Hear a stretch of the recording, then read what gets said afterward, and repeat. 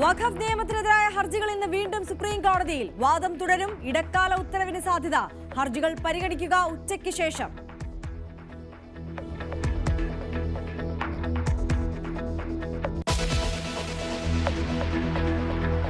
വടക്കൻ ഗാസയിൽ ഹമാസിനെതിരെ തെരുവിൽ പലസ്തീനികളുടെ പ്രതിഷേധം.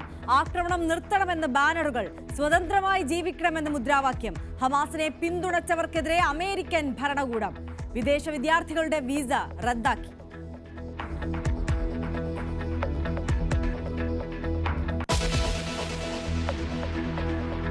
ജീവിക്കാനുള്ള വഴി തേടി സമരം ശക്തമാക്കാൻ മുതലപ്പുഴയിലെ മത്സ്യത്തൊഴിലാളികൾ.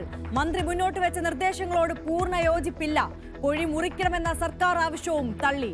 ജോലി നഷ്ടമായ മത്സ്യത്തൊഴിലാളികൾക്ക് നഷ്ടപരിഹാരം ആലോചിക്കാമെന്ന് മന്ത്രി സജി ചെറിയാൻ.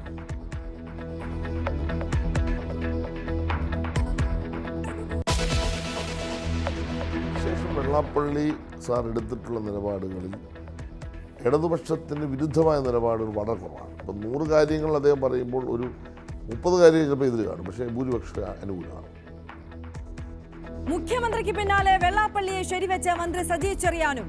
സൗദിയിൽ വാങ്ക് വിളിക്കില്ലെന്ന പരാമർശത്തിൽ പ്രിയപ്പെട്ടവർ പോലും കേരളത്തിലെ പള്ളിയിൽ മൈക്ക് പുറത്തു. ഞാൻ അവിടെ ചെന്ന ഈ മൈക്ക് കണ്ടില്ല. ബാങ്ക് വിളിക്കുന്നുണ്ടോ? അത് പരസ്യമായിട്ട് തന്നെ ബാങ്ക് വിളിക്കുന്നു. എനിക്ക് ആ പറഞ്ഞപ്പോൾ ഒരു അക്ഷര പെശക് വന്നു, ഒരു പെശക് വന്നു. അങ്ങനെ നമ്മുടെ കേരളത്തിലെ പള്ളികൾ ഏതെങ്കിലും ഒരു നേരത്താണ്. മറ്റേ ബാങ്ക് വിളിയെല്ലാം അവിടെ എല്ലാ പള്ളിയിലും ഞാൻ കേട്ടു. രാജിക്ക് വഴിവെച്ച ഭരണഘടനാ പരാമർശത്തിൽ ചതിക്കപ്പെട്ടെന്നും മന്ത്രി. ഞാൻ ചതിക്കപ്പെട്ടു പോയെന്നുള്ള വസ്തുത വേറെ കാര്യം, അത് പുറത്തു കൊടുത്തു. യഥാർത്ഥത്തിൽ ഞാൻ ആ പറഞ്ഞ ഫുൾ ടെസ്റ്റ് പ്രസംഗം കേട്ടാൽ ഞാൻ ഭരണഘടനയെ ഒരിക്കലും നിന്ദിച്ചിട്ടില്ല, അവമാനിച്ചിട്ടില്ല. ആ ഫുൾ ടെസ്റ്റ് കേൾക്കണം. മന്ത്രിയുടെ തുറന്നു പറച്ചിൽ ന്യൂസ് 18 നൽകിയ അഭിമുഖത്തിൽ.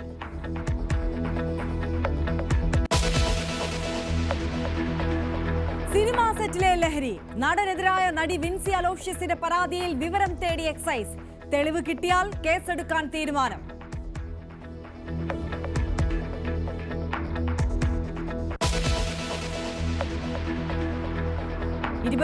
വർഷമായി ഇഴഞ്ഞ നിലമ്പൂർ ബൈപ്പാസിന് ഇപ്പോൾ പണം അനുവദിച്ച സർക്കാർ. നീക്കം ഉപതെരഞ്ഞെടുപ്പ് വിജ്ഞാപനം വരാനിരിക്കെ അനുവദിച്ചത് 227 കോടി. തിരക്കിട്ട തീരുമാനം നാട്ടുകാരുടെ വോട്ട് ബഹിഷ്കരണ ഭീഷണിയുടെ പശ്ചാത്തലത്തിൽ.